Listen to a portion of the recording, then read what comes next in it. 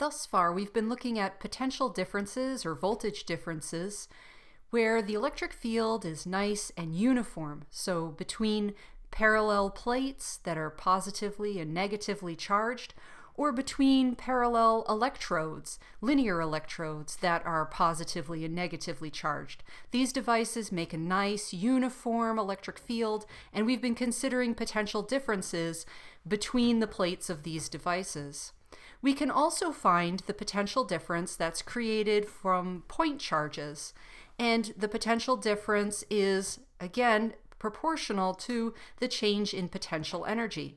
So for these potential difference situations, just like with potential energy, we can define a place where the electric potential is equal to 0, and we choose it to be where it makes the problem most convenient. So by convention, if there is a single point charge, that will create an electric field moving around, and that electric field will create a potential difference. So the place where we define the potential difference to be equal to 0 is at infinity. This turns out to be a very convenient choice.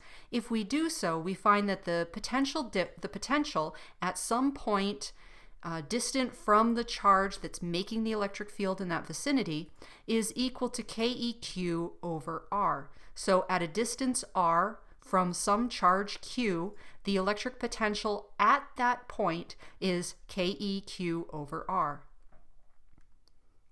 Now, if we have more than one charge and we want to find the electric potential at a point, the potential is scalar, so this is a really easy thing to do. We can just add the potential from each point together. So we would have an electric potential from the first charge, and then additionally an electric potential from the second charge. And we can just add these together. Since potential is a scalar, we don't have to worry about adding vectors or anything. We can just add the values. So some of these potentials could be positive. These are positive potentials. If you have negative charges, they can create a negative contribution to the potential, but you can just basically sum up the potential from each individual charge.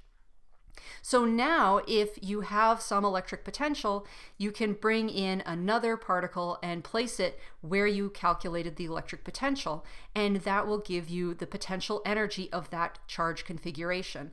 So for example, if we have some initial charge, we can calculate the potential at this location, a distance r away, as being Keq over r, and then to find the potential energy of having a charge at that location, we just multiply that charge by the potential at that location, which would give us Keq1, Q2 over r.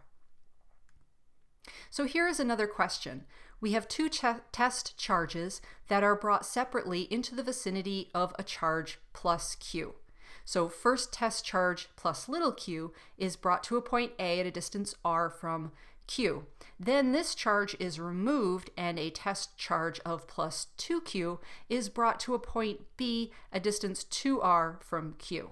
So the potential energy of the charge at A is that greater than, smaller than, or the same as that of the charge at location B.